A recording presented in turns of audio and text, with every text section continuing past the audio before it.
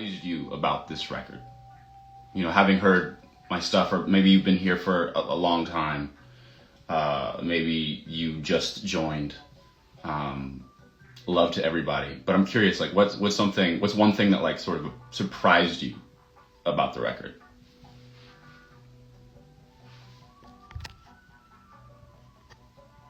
I did play Paradigm on the 2024 tour. That was fun. It was interesting because like that tour was kind of in between.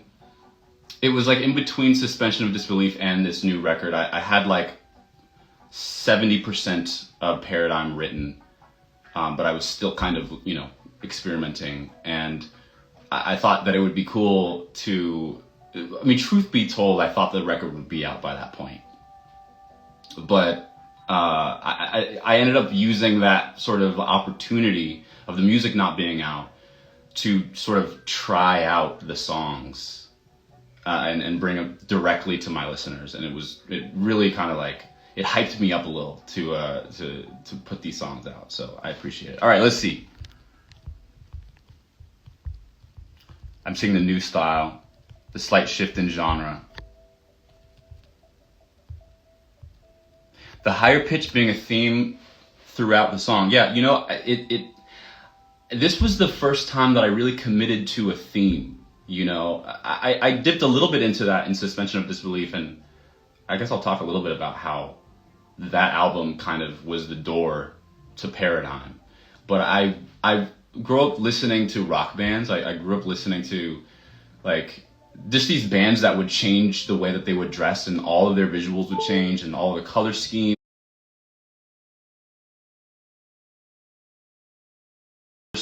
and theming would just completely shift from album to album.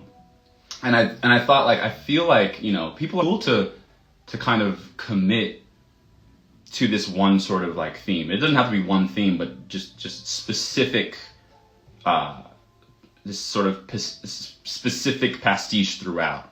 And, you know, when I created Ride, it was really like an experiment. And, you know, when I heard how well it worked and the energy that I sort of felt from it, I was like, I've got to run with this. Somebody just asked, higher pitch tough live. I always do this to myself. I don't feel like I feel like I'm more of an instrumentalist than I am a singer. I'm a singer because I was first an instrumentalist. And so, but when it comes to writing songs, the entire picture, the guitars, the production, the writing, the vocals, I feel like everything is doing lifting equally. And when I'm playing live, you know, oftentimes I'm hitting myself in the head like, why did you set out to sing, you know, this sort of register for Ride or whatever? But it just works, you know what I mean? It's like I'd rather set a challenge for myself, and sort of because it does get tough, but it's fun. It's fun. You make me want to start playing electric guitar. Thank you so much.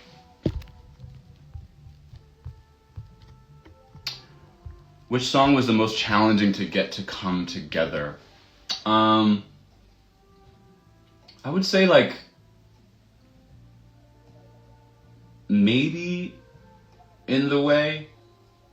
Like, I think just because I didn't quite know, it was just like a concept in my mind, you know. It wasn't really like, I had no path. I like to usually have, you know, a song becomes a song for me when I have a real clear idea of like, what are all the instruments going to do? What is the world going to sound like? And I didn't quite know what that was going to be. And it took me a while to figure that out.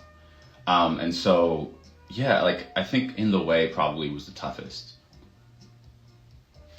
Would you be down to give us a little insight on how you recorded guitars for this album? Okay, I feel like this is like a real sort of guitar nerd question, but I love it, and I'm going to give a really quick, succinct sort of answer so as to not bore everyone else. I have 2 amps in this room, and I recorded the entire record on these 2 amps, and I ran them in stereo. And so I just really like the idea of having like analog guitar gear. For my last two albums, I was doing a lot of like DI, which definitely has its own charm. But this album, I really wanted to lean into like having real amps and everything being kind of played in real time. What song are you most excited for people to hear live? I would say In the Way. Yeah, In the Way.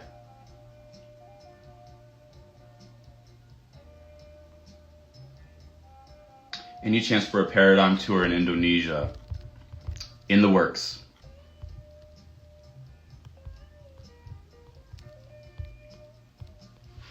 Who's the first person you share your music with? It's funny because like my barber actually and my friend and one of my best friends is in somewhere in the chat. I'm sure he'll make himself known. He is a good friend of mine, and I usually send songs to him first. But I have like a trusted small network of friends that I can share stuff with. I always share my songs with my mom, hilariously. And I feel like she gives me the real down low on what things are looking like. So yeah, that's really important to just have people around you.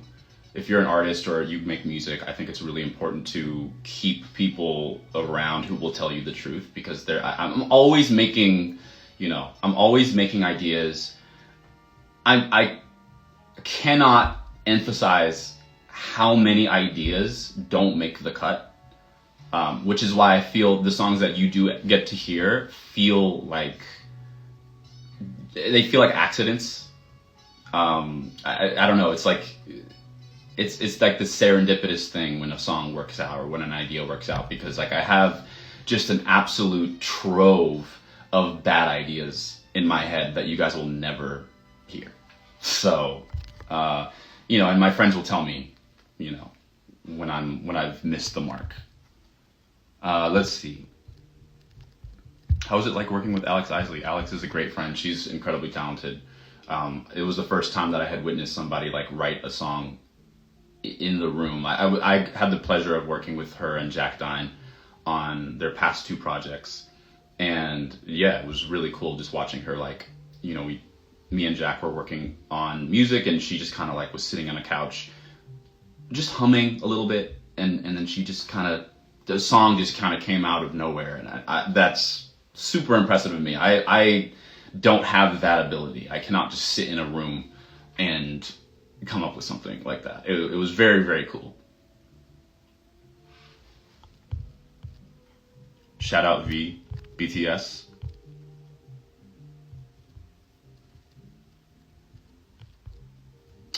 Let's see. All right, let's see.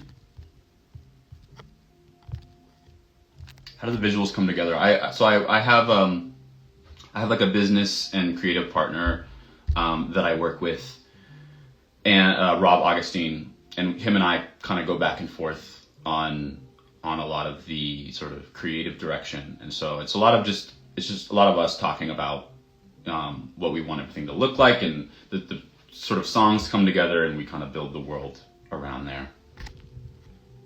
I would love to come to Mexico soon. That's definitely a dream of mine.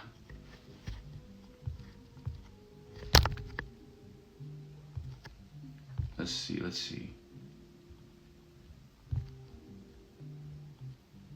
Fence's live version. I was just talking about, I wrote this song in this sort of like very specific emotional space. It's so funny because like putting it on the record, I didn't think that people would even want to hear it. I thought it was one of those things where it's like, oh, this will sit there because it's necessary for me to sort of, talk about what I'm talking about on that song.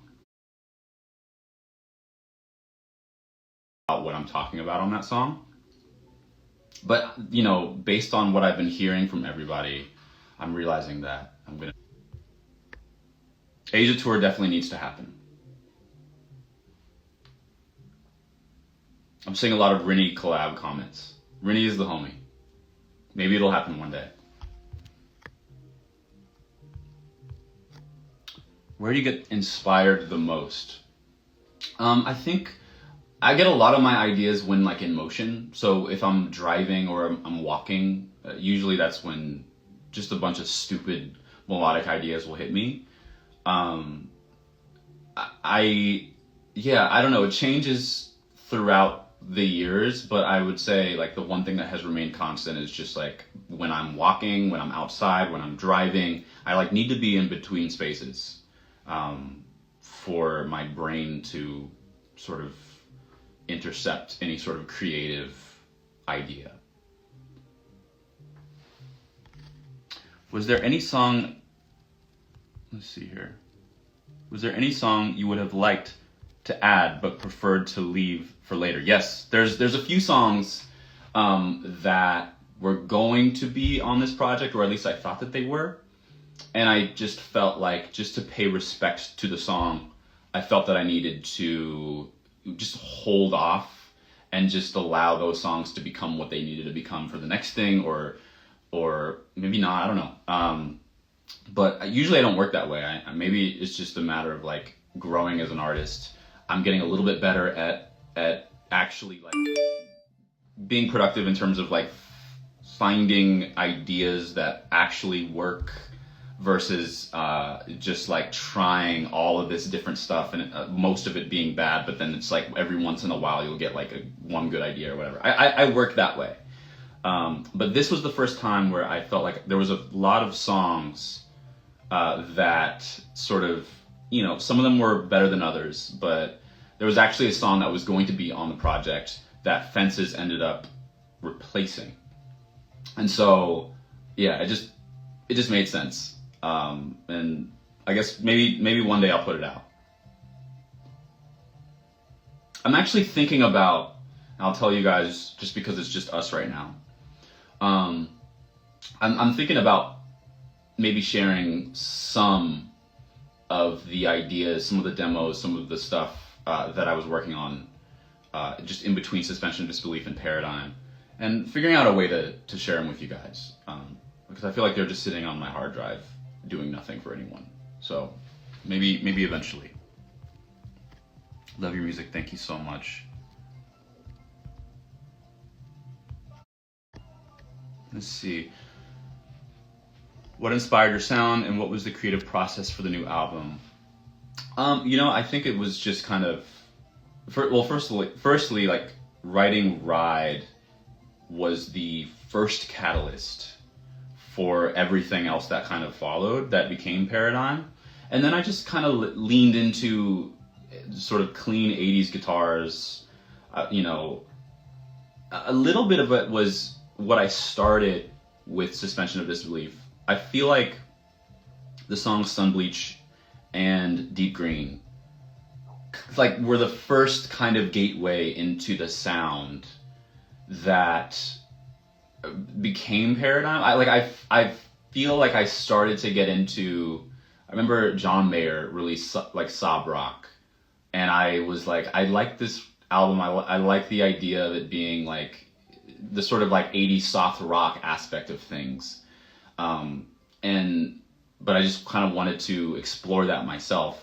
And so, yeah, I feel like it's just a little bit of everything. There's definitely still, I think that as I grow as an artist, I'm beginning to understand some of my own tendencies and my own musical mannerisms.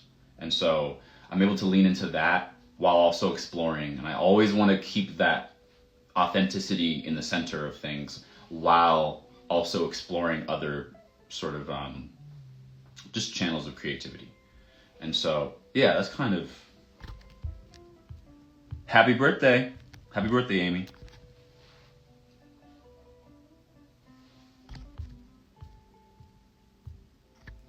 Will there be more tour dates for countries, with other countries like Germany? Yeah, you know what? There's a lot of tour talk right now behind the scenes. So you guys just stick with me. Very soon you're going to be hearing updates.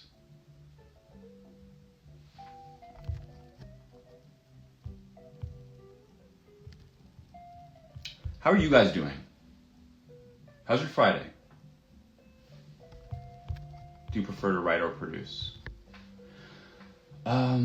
I feel like they're one and the same for me. I feel like I'm less of a writer alone or a producer alone than I am both of those things together.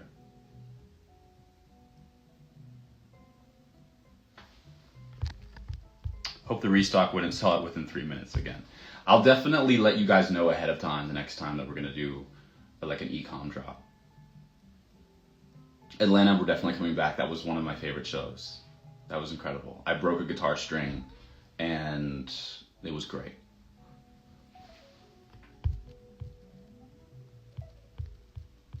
Would love to come back to Germany eventually. Thank you guys so much for all the love on this project. Like it's a weird thing, you know.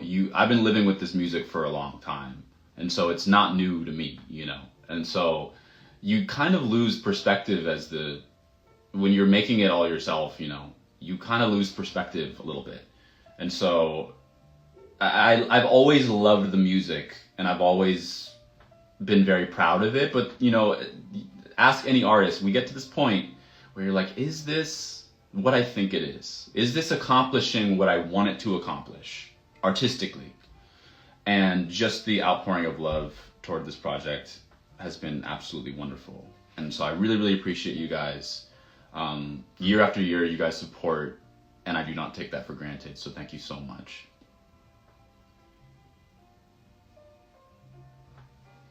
Thank you so much. I will let you guys know that, you know, I mean, it's way too early to be talking about this, but I've already started working on the next chapter of music. So, you know, if you see me with my head down, that's what I'm doing. Bay Area represent. What's the theme of my next album? I don't quite know yet. I have an idea. But all I'll say is I want to remain in the sort of intentionality that is established in Paradigm. Just because I love the idea of kind of having a central concept. Whether that's, you know, a story that I want to tell, or whether that's sort of, you know, just like a stylistic thing. Could you release a full version of Feels Like? It's so funny because there is no full version of Feels Like. It's just literally that. But I've seen so many people, you know, just pouring out love for that, and I really, really appreciate that. Love to Bitter Pill, thank you so much.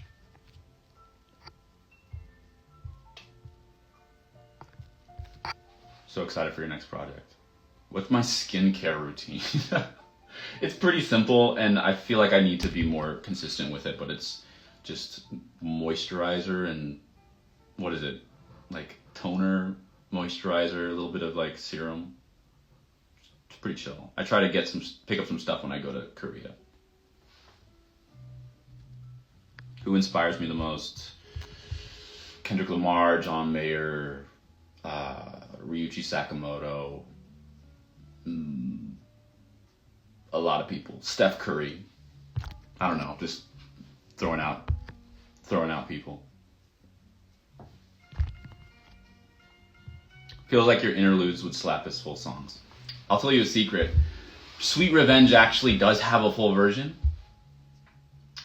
but Sweet Revenge was not going to make the album because I created this like, it felt like it was like this beautiful thing that just like kind of ended up going to nowhere. It was like this, you know, this happens a lot. I'm kind of letting you in on the writing thing. Sometimes you have a really good first half of a song, and then it just feels like, all right, I'm wasting my own time listening to this. You know, to speak so disparagingly about your own song is kind of wild, but I'm just keeping it real with y'all. I cut the song in half. I was sitting with my friend, and I was listening to actually Lizzie McAlpine's new album. And she has like a song called like The Elevator or something. And I instantly was like, oh, that's what I'm supposed to do. That's what Sweet Revenge is supposed to be. And so I did that, and it worked, and it all of a sudden made sense. It was like, this is the introduction to the entire story that's being told on Paradigm. So Paradigm is like a story about things that have happened in my life between, you know, when I was writing like Deep Green and today.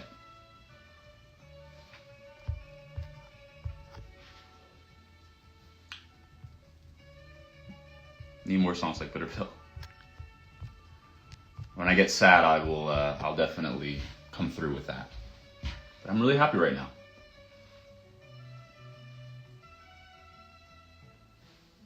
How old are you, Christian? I'm 29.